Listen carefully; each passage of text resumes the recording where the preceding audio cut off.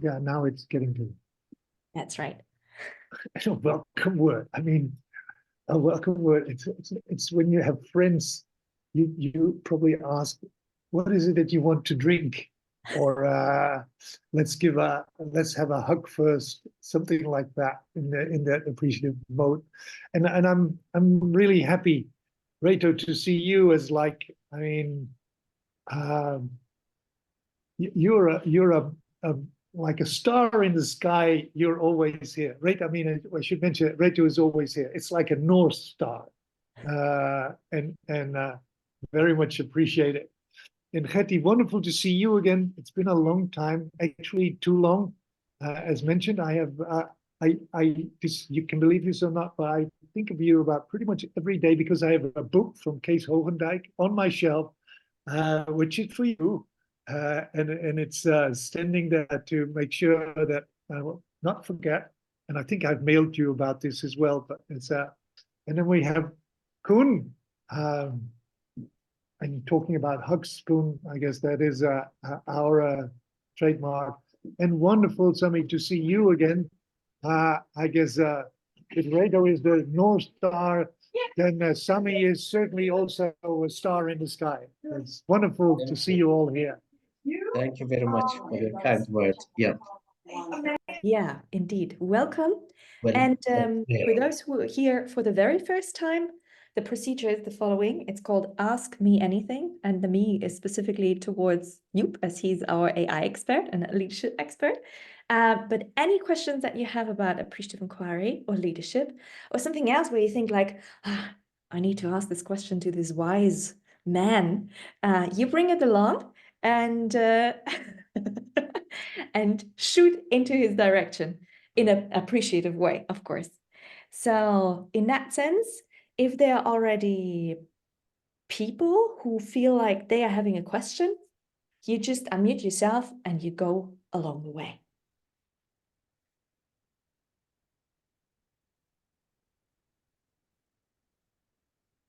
I had a question that I also mailed to you, Vera. And thank you for having me, and good to see you all. Joep, I know a bit about appreciative inquiry, the things that you taught me, shared with me at Hotel School De Hague as well. As you know, I'm working now a lot with emotional intelligence and how we can implement it into leadership principles. And I was wondering how you see the connection of the emotional intelligence competencies and practicing it and appreciative inquiry, and how you could practice it together in a more in-depth way.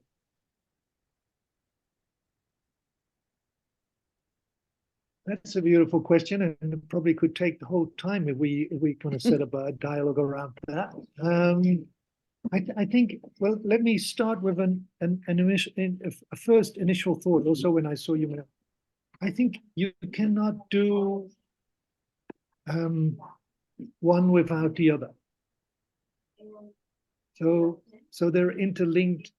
Anyways, as by the way, I would think many things are interlinked. As I become more and more aware, I mean, let me just explain why I probably build on what I'm going to say now next, is that I just come off a call with a company that is based in Belgium, but also has a US branch. So the two, the Belgium company is the mother company, but they have a large group of people working in California. And what I find is that it's all about relationships. Relationships in which we try to, let me move a little bit here because I'm getting a little disturbed myself. That it's all about relationship and how people react towards each other, which has a lot to do with how we react emotionally. So having this sense of emotional intelligence is becoming more and more important, but I see it almost as a layer on top of this general notion of appreciative inquiry. Appreciative inquiry being maybe just the way we are seen, we see each other, is a fundament on how we interact. So I mean, when I see you all here, Vera, Koen, you, Hetty, Reto, and Sami, it's the fact that I see you, that I appreciate you, is to me is the fundament of how we interact. Then emotional intelligence is more looking into and how, as far as I'm concerned, but I'd like to hear your perspective there as well, Hetty, is more on, and what, how does this work specifically? Like Barbara Fredrickson's work on positive psychology is like adding, to me, value to this fundament that we have in appreciative inquiry, whereby my friend Walt Hopkins always says, you know, from an appreciative perspective, you need to love everyone. You don't have to like everyone, but you have this fundament that basically everybody is worth talking with, being with, whatever. But then it requires emotional intelligence and understanding what that is in order to really make it effective. So that is, so I see the two as shared. I see them interlinked. I personally cannot see them separate or not being linked. So that is one. And I see appreciative inquiry as a sort of fundament, a way of, this is where I talked about the way of being. It's a way of being. And I see emotional intelligence as getting a deeper understanding of how this works and how it functions. That's where I am. So before I continue to blubber, I would like to see how this resonates with you. And then I see Koen smile. No, he has something to say. Vera is the psychology expert. She can tell me something about this as well. So I mean, I'd like to hear your voices in terms of a reaction. Yeah, I'm always I see it's what you say. Basically, it's about a mindset or a view on life, or how you do things and how you perceive the world around you. And emotional intelligence also has a very skill-based kind of thing. You can train that.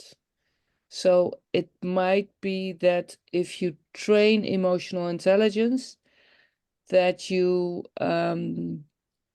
that it makes it easier to become more appreciative and more working accordingly. Is it something like that? Well, to add to that, I think that basically we and I'm saying some bold things here. Basically, we are born appreciative. Mm-hmm. I think that is, I mean, and almost all of us start the day that way. One of the things that I guess I'm well known for saying is that nobody gets up in the morning to give me a day. Nobody. And I think that goes for pretty much all of you. If you can think of one person that gets up in the morning to give you a tough day, I'd like to hear that name. But to really think about that, you know? And so that's not happening. So we are principally, I would say, wired in an appreciative way. Now here I'm using the word wired deliberately because this is what Barbara Fredrickson, and I think this is what people in particularly the positive psychology field say, is that indeed, Hetty, we sort of need to rewire ourselves. And by getting this, the skills, the understanding of what that requires, emotional intelligence being one of that, trying to understand that, we get to possibly a state where we can start to rewire our brains. This is where I think that the story of AI, in the sense of becoming AI or being AI, then becomes a way to go, if that is the right way of wording it. So, and I think that, to me, anyways, emotional intelligence is really understanding what's happening, and it's helping me and hopefully others to grow into this appreciative stance, which is then becoming a way of being.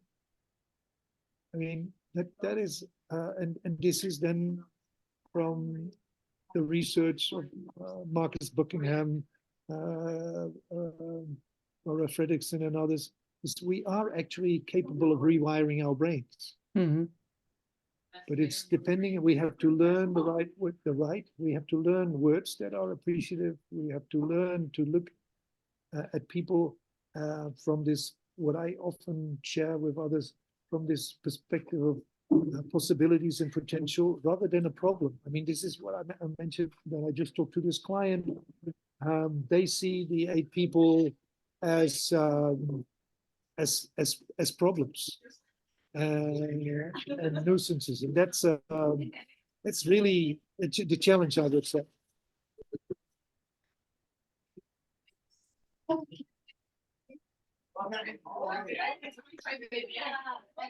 Well, one of the things that I'm still, I mean, it's about rewiring, but you talk about 2 different things, I guess. It's one is the relationship with others, and one is the relationship with yourself. And rewiring, especially with yourself or from yourself, is on such, sometimes really at such deep level that yeah, I don't know. I also don't know exactly what I want to say. No, because no, it's Kathy. yeah. Yeah, you're so right. It is both the external and internal world, and I do agree that we need to. I mean, if you can't, this I mean, it's like maybe an open door. If you can't love yourself, you can't love somebody else. So sometimes I do recommend to people and say, it's more like a question, can you stand in front of a mirror and tell yourself, I love that person. Actually, I love me, which a lot of us find very difficult. And it becomes more difficult the closer you look at yourself. But it's where it starts. Can I start to appreciate myself? Can I start to accept the person I am with all my imperfections? And to me, emotional intelligence has to do with that. That you can start accepting that. And only when you accept that from yourself, you can learn to appreciate the other. Because otherwise you're just appreciating a facet of the other. I can appreciate somebody, the way somebody's dressed or something like that. But I mean, I really, you really need to be able to sometimes lift and appreciate yourself. I mean, I don't know, Vera knows this story, but when I divorced for the first time, I felt pretty miserable, I think, with like most people when they divorce. But every once in a while, when I had that, I sometimes thought, it's like the story of Baron Munchausen. You have to drag yourself out of the swamp, and I would really dress up. I would put on my smoking. I would shower, and I would say, hey, this is a nice guy, and if you like him, then it's maybe somebody else will like you as well. But it starts by appreciating yourself. And to me, emotional intelligence has to do with understanding that process. Mm-hmm. I have a suggestion in a sense, because this is quite meta level, and we have also appreciative inquiry experts here in the room. And I would actually think, how about gathering a few entry points about kind of how would you, emotional intelligence and appreciative inquiry, what could be the entry point? Because there are a few actually in my head, and I'm quite sure Koen and Reto have them as well. Probably also Sami, as he's our appreciative inquiry expert in Saudi Arabia, if I remember it right? So what would be entry points for bringing these two things together? Well, what I was thinking about is about but it's maybe a chicken and egg discussion. Who was first? I was triggered, Gertie, by what you said about if we train emotional intelligence, we can go for AI. And the fun thing was, in my mind, I would swap it around. It's by doing AI exercises that my emotional intelligence grows. And I don't know what is right or wrong, but in my point of view, if I work with organizations and I use AI methodology, I see their emotional intelligence grow. I see that they are more aware of themselves, more aware of the relationships between themselves. So it's quite interesting. So that was going around in my mind. Like, and it's not about right or wrong, but it's what I observe when I work with groups.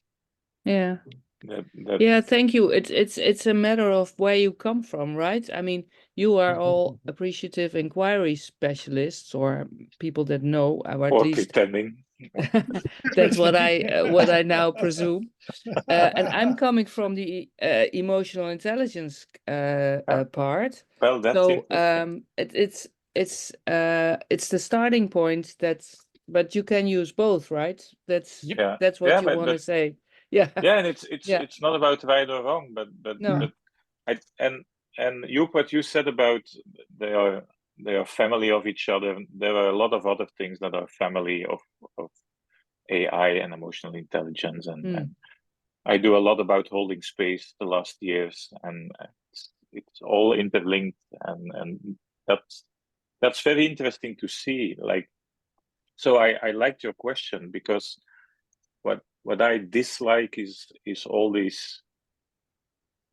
You could say I'm all about emotional intelligence, and then I would say I'm about AI, and then I don't believe in that. It's just an entry point. And so, Vera, your question is a really interesting one. Like, what is the entry point that you use to have these kind of conversations that help to grow, to look in another way at people, at relations, at the world? And in fact, for me, it doesn't matter which entry point. I think it's a door that you open and you go through there. And I think we gather at the same plaza in the end, where we will meet. Well, I hope. Because that's the objective, right? That we meet somewhere, that we get to a connection point, and how we get there. Yeah. Well, thank you, Koen. If I may add, Gertie, first of all, thanks for asking this question. Actually, I have two books, actually the same. I both bought them without knowing that I already had one on emotional intelligence, and need to go back and see what's therein. But I just quickly read in my mobile. Emotional intelligence is the ability to manage both your own emotions and understand the emotions of people around you. There are 5 key elements to EI: self-awareness, self-regulation, motivation, empathy, and social skills. I would say yes, there is, it's, as already said, it's another entry point. It's kind of a matrix.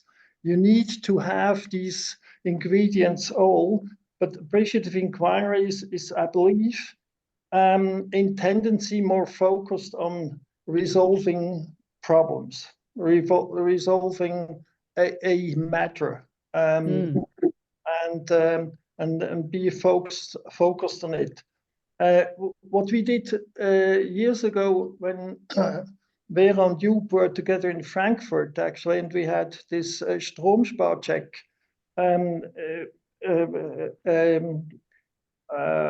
project. Actually, there were people of two different companies together, and they were at the point of, after 10 years of successful activities, to divorce. And there was a psychologist actually dealing with all the emotions. But he couldn't bring the whole system again together, the two units together. So the link in this was that we combined actually focus on what we have to do, and were empathetic, were dealing with social skills, were full of self-awareness, and could regulate the emotions by dealing with the appreciative inquiry process. By not so much dealing on emotions, but on things which have to be done. And there was such an emotional event, actually positive emotions.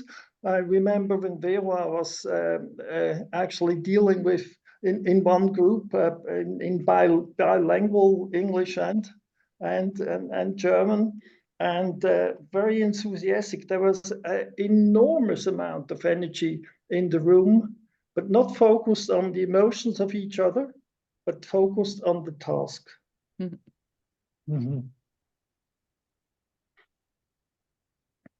I feel that a major quality of emotional intelligence is empathy, which is very significant as well within appreciative inquiry.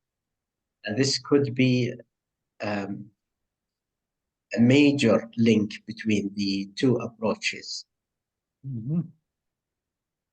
Yeah. As appreciative inquiry, if you are actually analyzing an organization, you become empathic to the quality that you are in the shoes of their employee.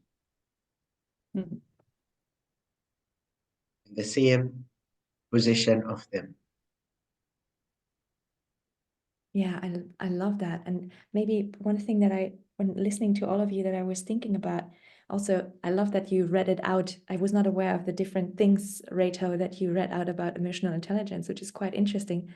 And you said it's about having them all. And now, Sami, you were saying, well, it's about, maybe might it be the core with empathy? And I was just thinking, like bringing these two concepts, emotional intelligence and appreciative inquiry, together, asking like, so wow, what ingredients do you bring along? You okay? You're kind of I know I have been seeing you as such an empathetic person. Wonderful. However, sometimes maybe you get caught up in the emotions of the other because you're so empathetic, And here's this person who brings along kind of the self-regulation part, because this person steps out, when it becomes too captivating. Might seem, however, a little bit cold because it's maybe a little bit analytic. And then you bring together the different ingredients of the different people who are involved, pointing out that they are actually building in their capacity on one another. Because I think one of the things about appreciative inquiry is you acknowledge what is there.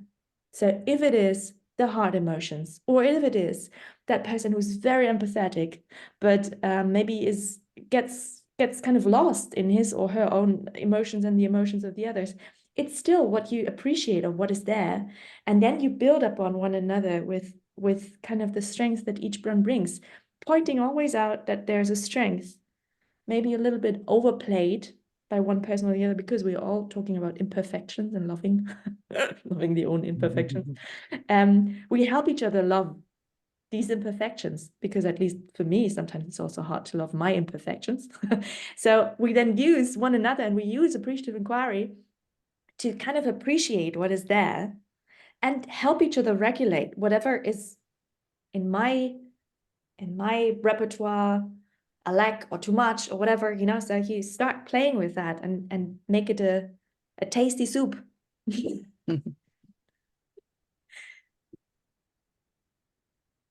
Yeah, these are all very valuable insights. Yeah, I write it. Write it down.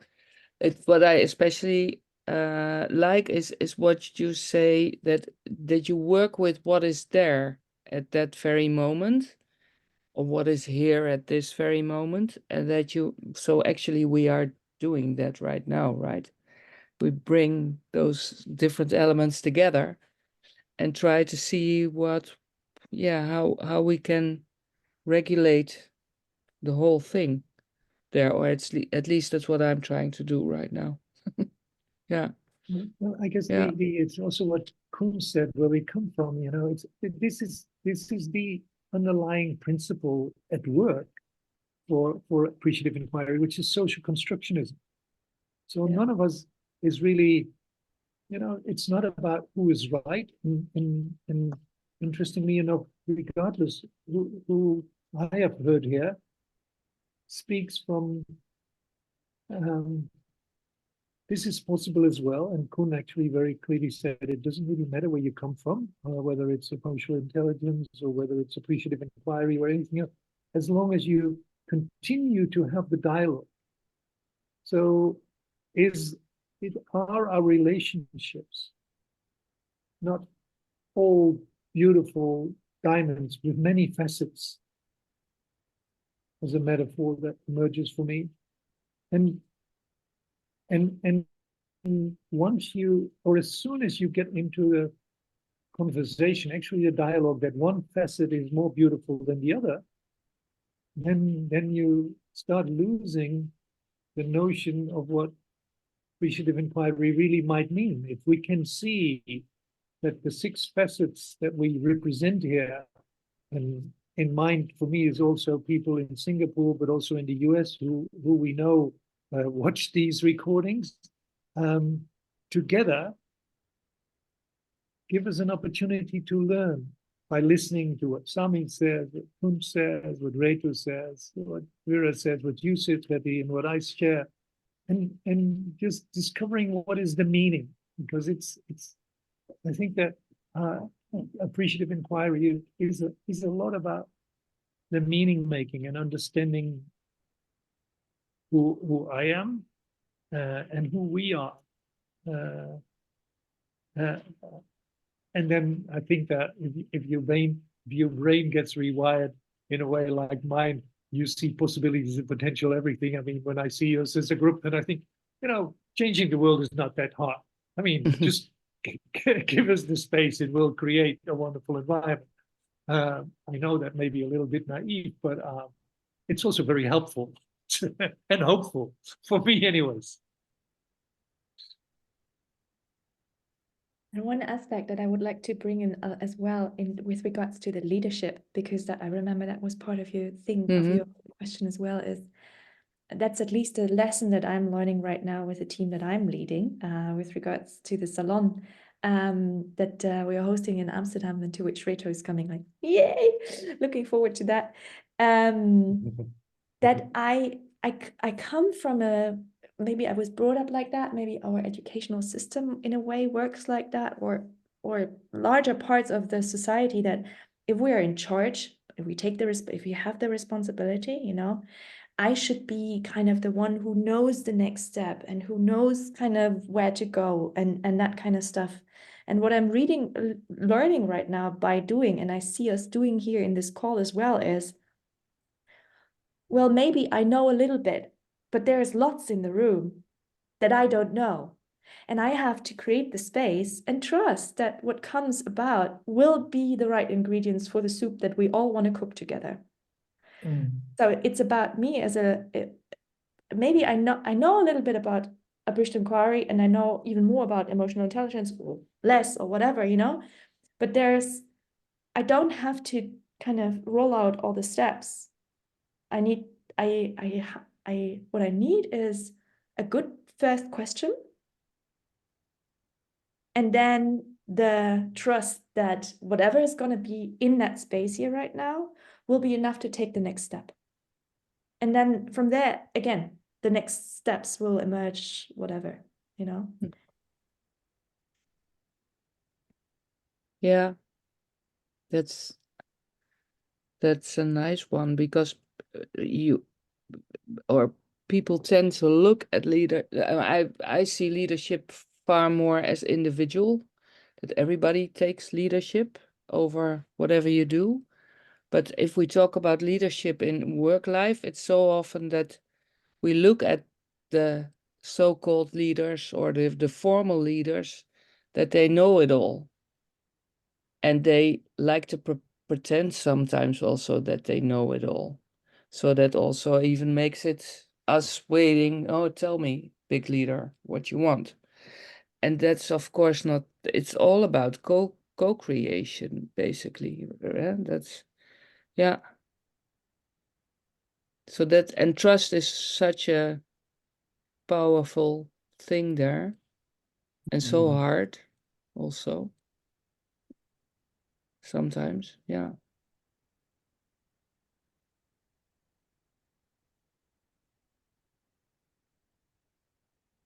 All right. Is that kind of does that give you enough food for thought to take the next step, whatever that might be, Katie? Yeah, it takes a lot of food for thought. Yeah. Yeah. So thank you very much, everybody, Yeah, for thank this you. And very thank you for the valuable beautiful question. Yeah, thank you, Betty. Thank you. That's where, as Vera said, that's where it starts. It's what are the questions that we have that will help us and lead us to the next step.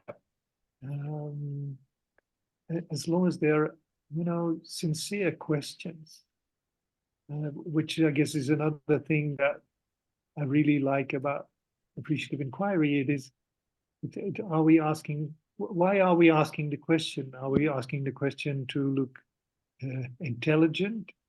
Are we asking the question to maybe make somebody else trip? Or is it a question that we ask because we want to create an environment in which we all flourish and we all have an opportunity to grow? Just thinking about that and reframing and thinking about what we ask is so important. That's why it was beautiful that you came with this question, and you had been thinking about it. You already mailed Vera and me about it. That's so key as a starting point. It could probably also be helpful when it comes to working on the delivery, the last D of the process. I'm always kind of a little bit struggling with the last D.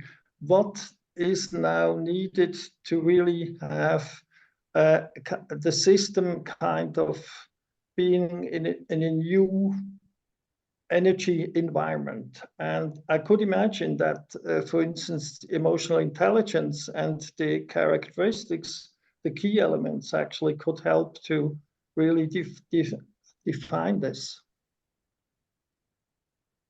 or help defining this.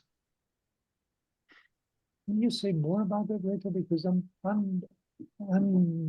struggling to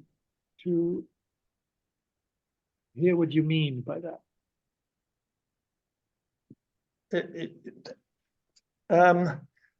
For me, it's say the definition part, and then the discovery part. Say the first 3 Ds are kind of manageable. But when it comes to really change a system into a kind of a new, in a new matrix, in a new energy system, then it needs to that we establish measures to really have this new system alive. And there I could imagine that these key elements of emotional intelligence could be helpful.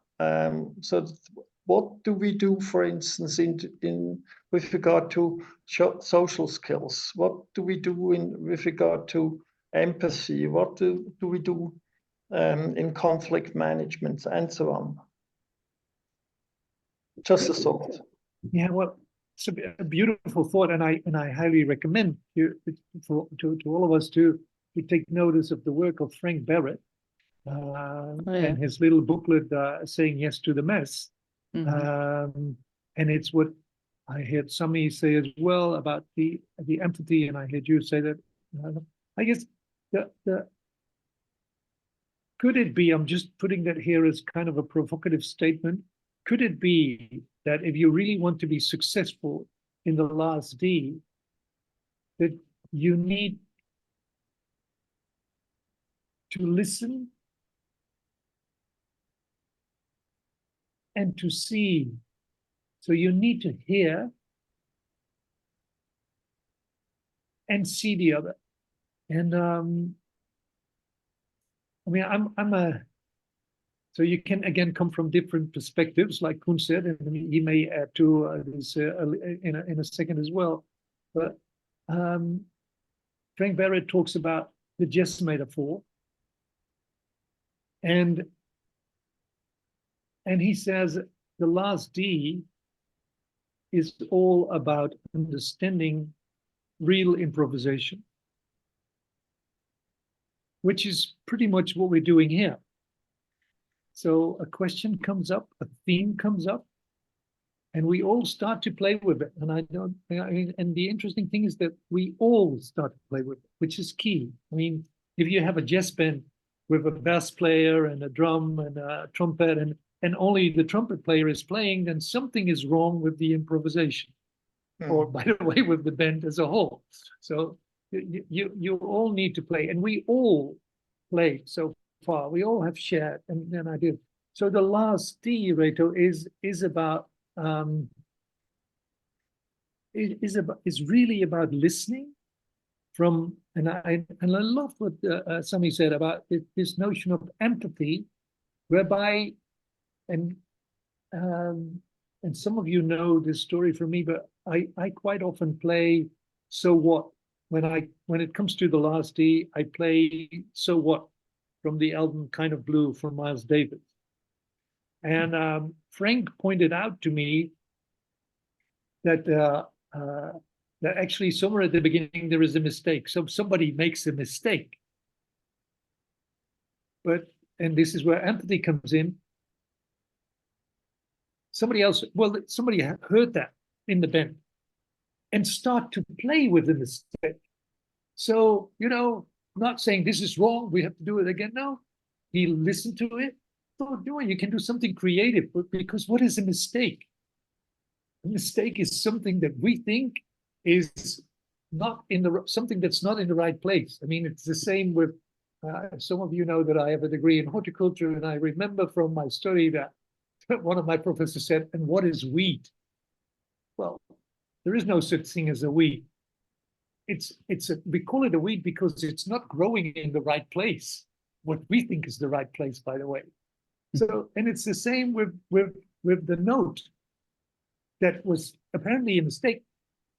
And it requires empathy and listening. So you first have to listen, and you have to have the skills, and then play with it. And they actually made it an integral part. So everybody, the whole world believes that it should be there.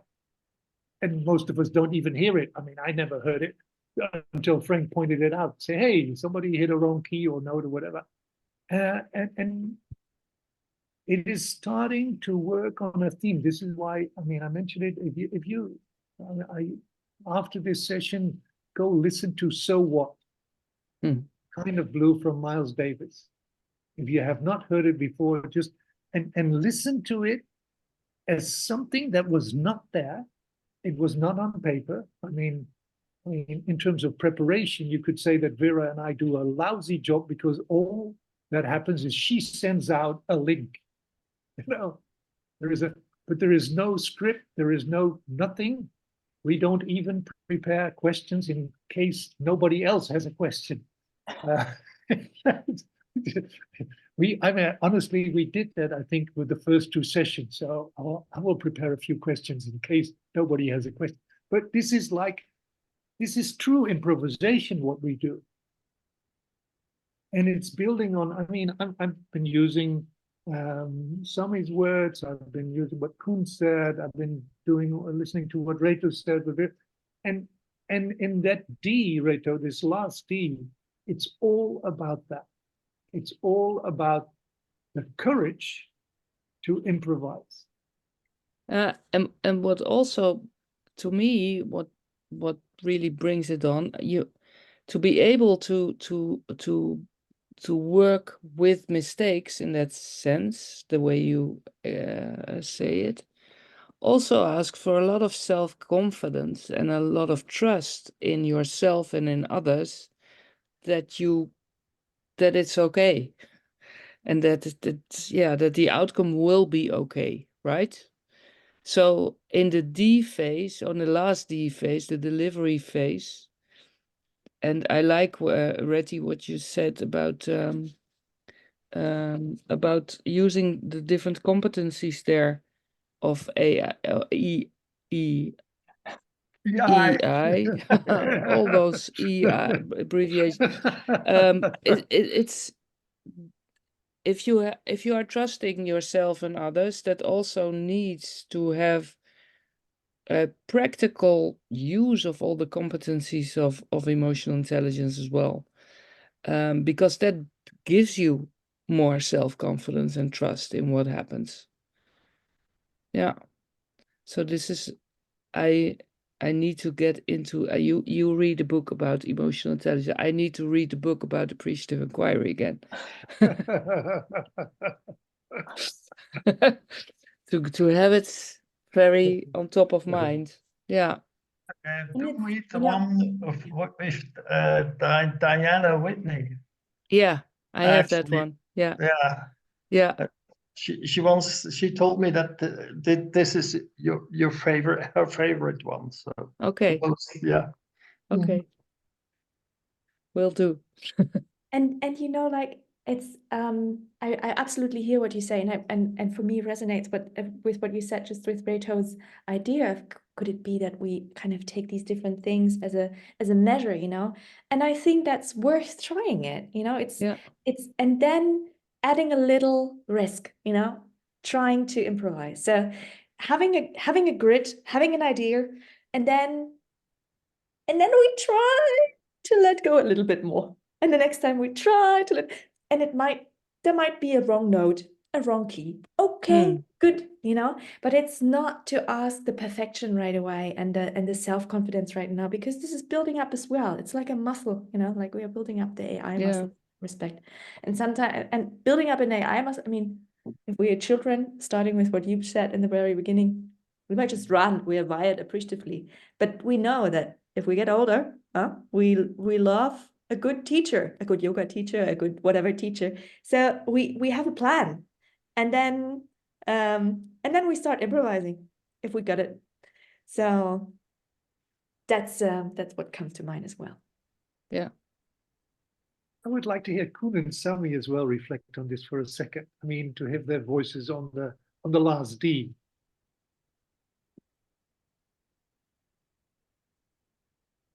I think that trust as well is a major player between linking emotional intelligence as well appreciate.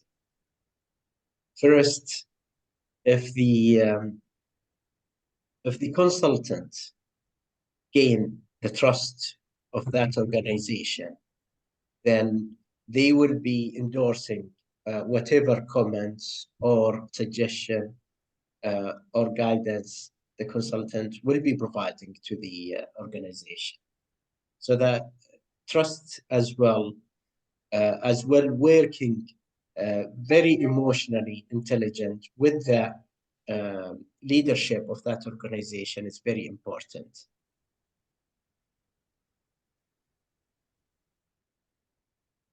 I want to add to that the word belief comes in my mind, and that's even stronger than trust. I really believe that it will be the right thing that pops up, or I'm for the moment doing some challenging work with 2 organizations in youth care who are building a completely new structure, and it's quite stressful, painful. We don't know what we are doing, but I believe that we are doing the right thing.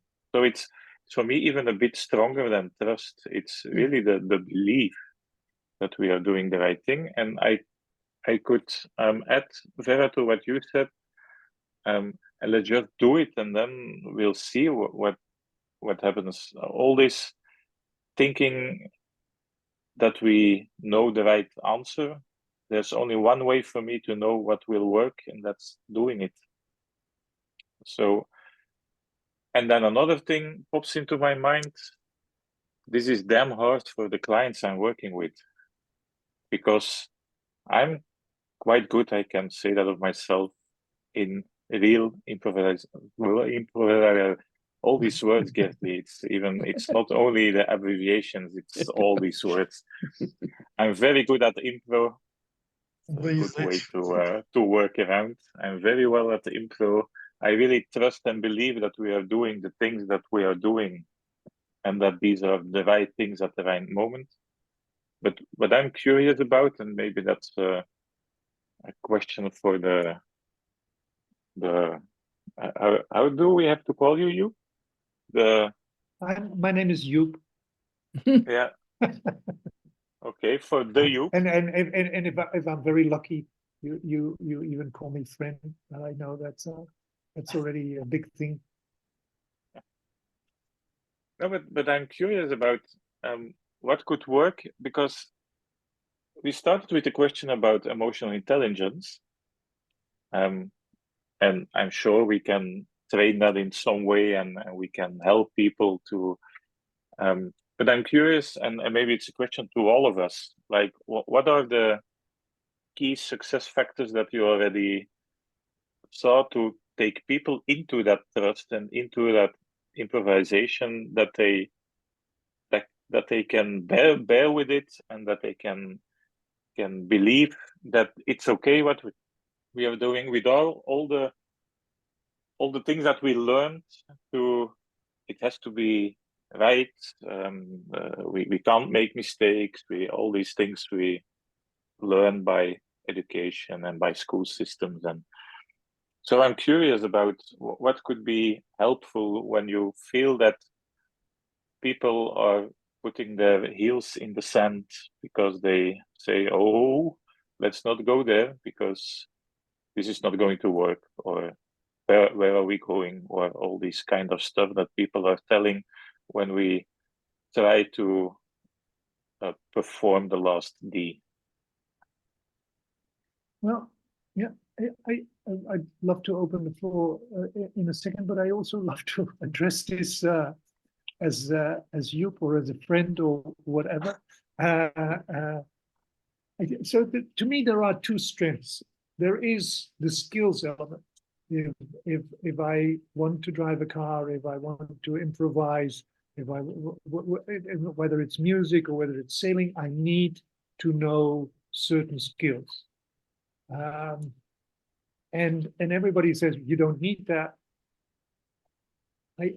Personally, I don't believe that. That doesn't, and then you get chaos. And I work for ESA, as some of you know. I think they wouldn't get a rocket off the ground if they would not really think about what's happening. And by the way, no orchestra could perform any music piece in a way that we regard as proper.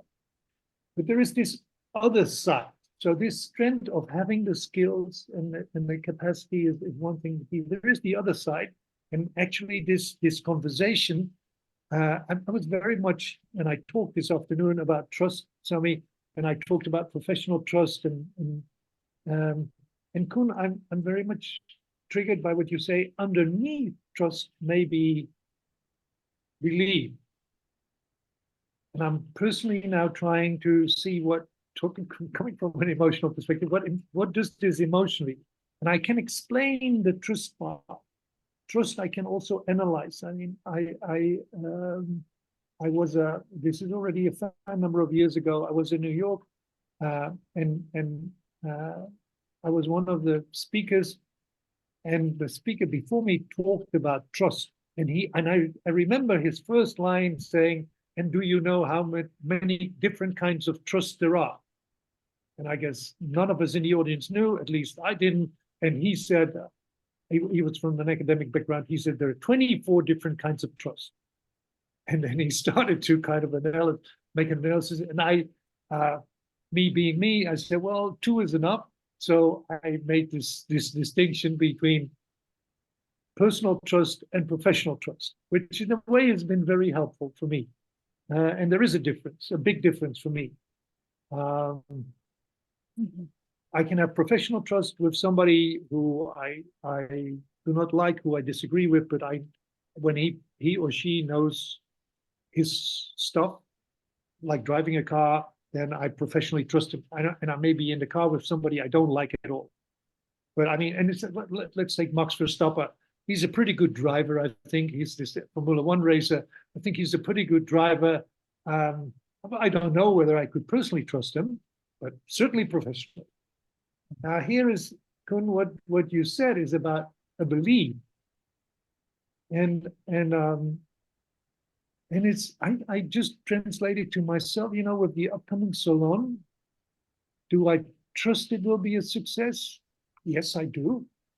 But more fundamentally, I believe it will be a success because I believe in people.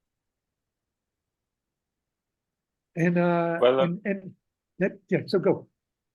Well, I link it to what you said in the beginning about it. For me, it's about love, and if you start with loving everyone, then I really believe that beautiful things will happen. Yeah. So and for me, it's even a deeper layer than just trust. And this sounds differently as I intend. It's not that I disagree with trust as a beautiful thing, but it's even a deeper layer. Like it's really believing that these beautiful people who are together can create beautiful things. So it's for me, it's yeah. Go. No, I was going to ask Sami, because I was very much with you, Sami, when it came to trust, and I'm still very much often. I'm wondering how this resonates for you. This playing with trust and belief.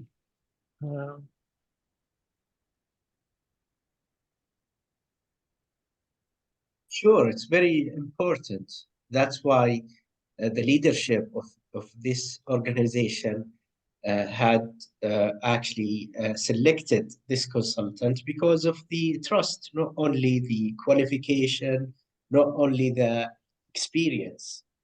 I was actually being inspired by a statement that it's not experience, it is the reflection from the experience which actually stand out.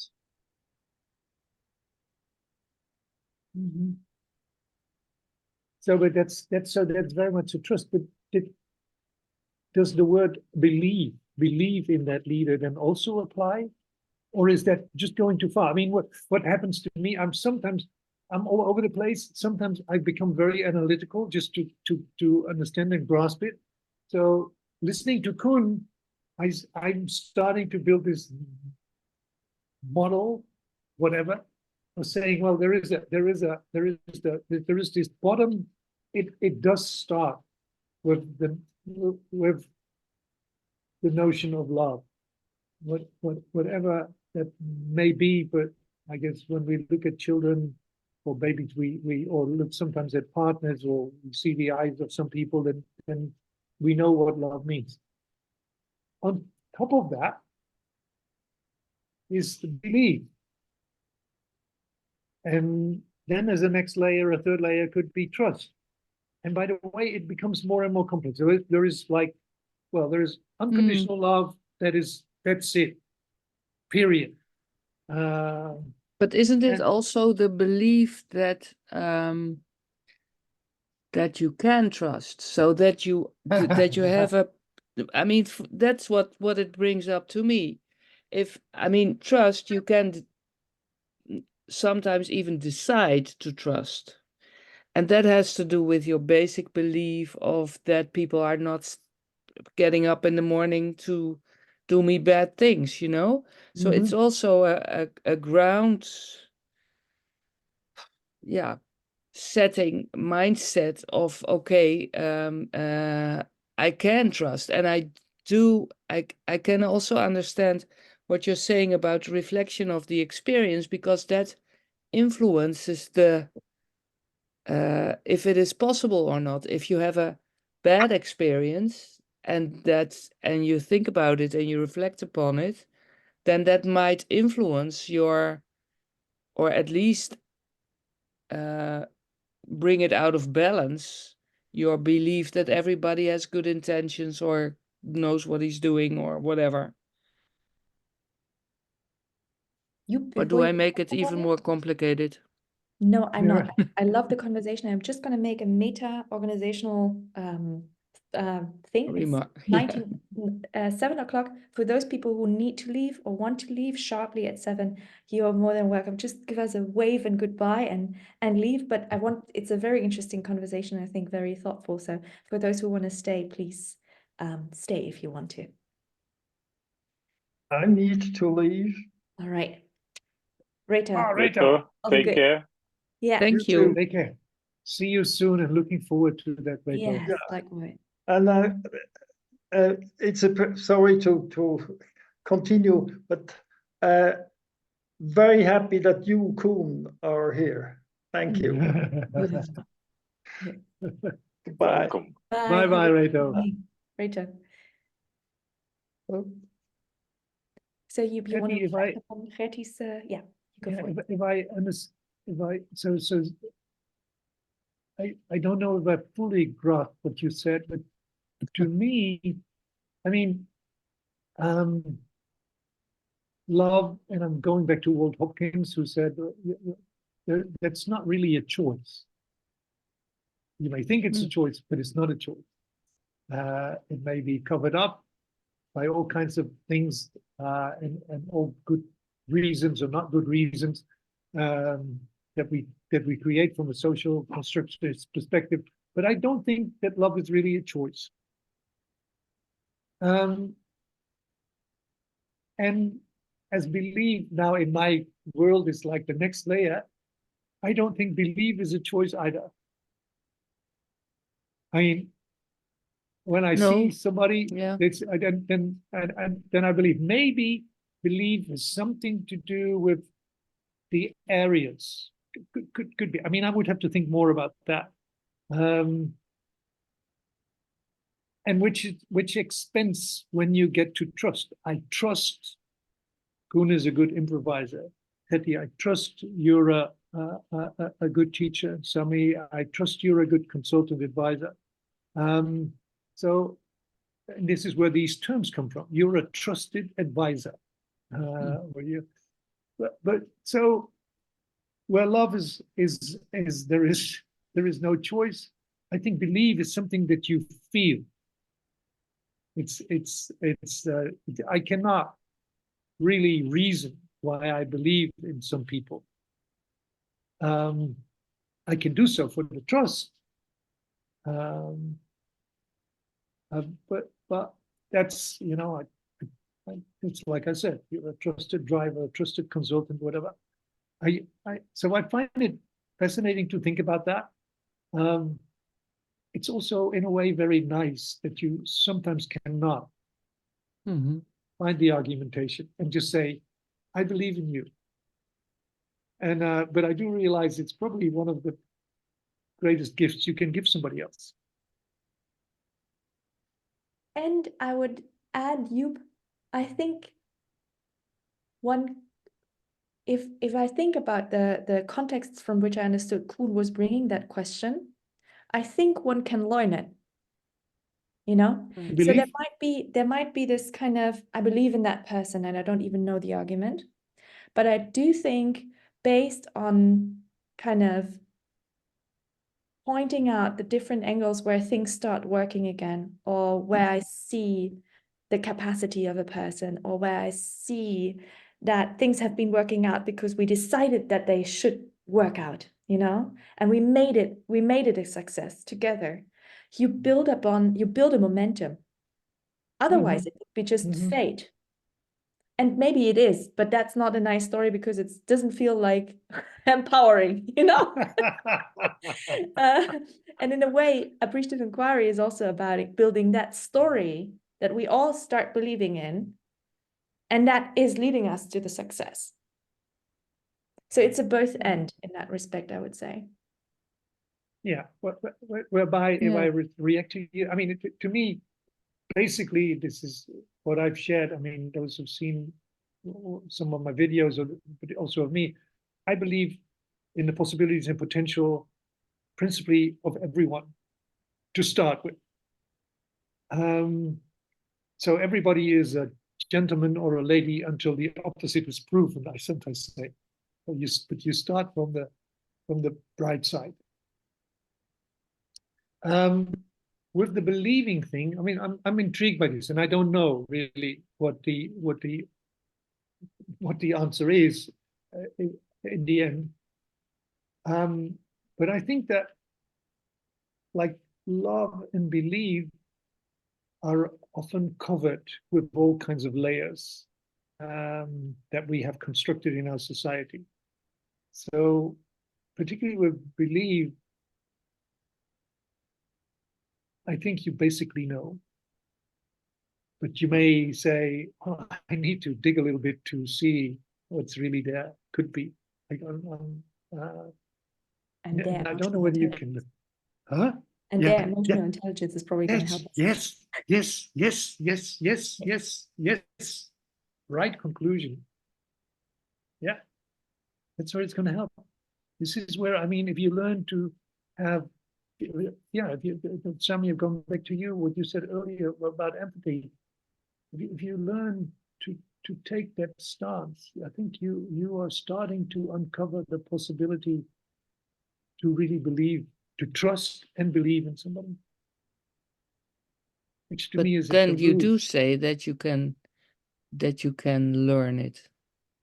You can uncover. Well, this is interesting with words, Gertie. This is about appreciative. So I think you can learn. What immediately comes to mind is you can uncover it. Yeah. Okay. So in basic, you have it, but the question is, will you uncover it? That's what you say. Yeah. Are you capable of accessing that? Yeah. Which might for some people feel like learning. So I think it's yeah, it's okay. Wait, who cares about you call it learning if you want to say learning, and I say okay, but in my view, you are it already. And maybe I see something that you need to uncover still. Could be. Yeah. Or learn to appreciate. Or learn to appreciate. That's nice one. Nice one, yeah. Nice one. I'm sorry, I have to go as well. Yeah. Thank you so much for sharing your thoughts with me. And Joep, I will app you. We make an appointment. We'll make an appointment. Great. Okay. Great. I look forward to that. Bye-bye. Bye-bye. Take care. Thank you very much. I have to leave as well. I enjoy it so much, and it's deeply touched me.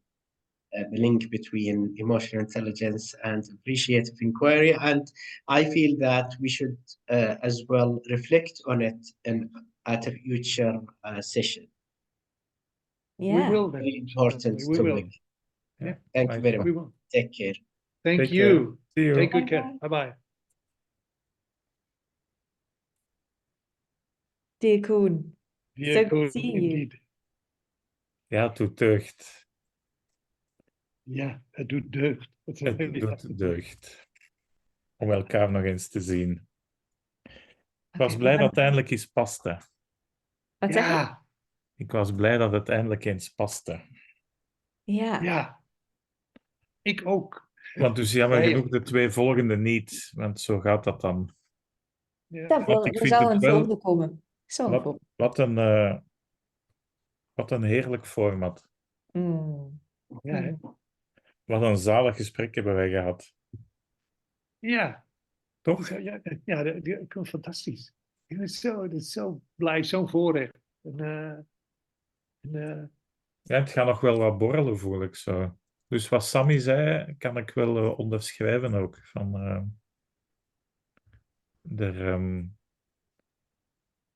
heerlijk, hè? Zo 1 vraag. It's all you need. It's one question. Ja. Eén vraag en hop, we zijn vertrokken. Ja. Ik heb trouwens, ik vind dat dan gewoon plezant als we zo van die discussies over woorden hebben. Maar ik zal het misschien doorsturen. Ik heb ChatGPT hier en daar ook een vraag gesteld. Ik vind het altijd heel plezant. Ja. Mm. Omdat dat wel zo dingen teweeg kan brengen. Ja. Mhm. Je hoeft het er niet mee eens te zijn, maar soms kan het zo wel wat verschillende facetten. En ik vind de onderverdeling liefde, geloof, vertrouwen, vind ik gewoon een heel interessante zo. Ja, ik moet daar ook nog een beetje mee stoeien. Maar dat kwam zo boven. Als ik ons dan hoor praten, dan denk ik, hé, zou dat het thema, is dat een ritme? En ik probeer dat dan te vertalen gewoon naar de beleving en naar mijn eigen leven. En, Ik vond dat trouwens een van de leukste dingen die je gezegd hebt, Joep. Was dat je all over the place bent, maar dan toch op een bepaald moment het gevoel hebt van het zou nu toch wel leuk zijn om het in een doosje te kunnen steken of zo. ja, dat ik het snap, weet je wel, dat ik het zelf Ja, maar ik vond het heel begrijp. leuk. Zo. Ik vond het leuk. Wat me trouwens naar boven komt, in de Bijbel heb je geloof, hoop en En liefde. liefde. Het is precies hetzelfde. Interesting. Mm. Ja, terwijl ik merk dat hoop... Wel, hoop is net voor mij het verschil tussen wat ik voel als ik... Dan hoop ik niet dat het goed gaat zijn, maar ik geloof dat het goed gaat zijn. Ja. Mhm. Hopen is eigenlijk al inbouwen. Volgens mij wordt het niks, maar ik ga wel hopen dat het goed wordt. Ja. Terwijl geloven is echt, het wordt goed. Ja. Want wij met ons 3 kunnen dat. Zodat. Ja. Terwijl hopen bouwt eigenlijk al in, het zou wel eens goed kunnen dat het niet gaat lukken. Dat is hoe dat ik naar dat woord kijk. Ah, oké. Ja, nee, dat is mooi dat je dat zegt, maar dat is inderdaad hoe ik ook ben opgevoed. Ik was bij Apple en toen kwam ik in sales en toen dacht ik, weet je wel, ik hoop op een antwoord van u, of ik hoop u hiermee van dienst te zijn geweest. En toen zei mijn baas, die zei, ik wil niet dat je dat gebruikt, prachtig woord, maar je geeft de klant allerlei openingen om, het is leuk dat u dat hoopt, maar hij zegt dus ik wil dat je schrijft, ik vertrouw, ik weet zeker dat ik u hiermee van dienst ben geweest. Ja, dus geen openingen laten, want anders, dat is inderdaad boeiend wat je zegt. En dat is ook heel erg waar.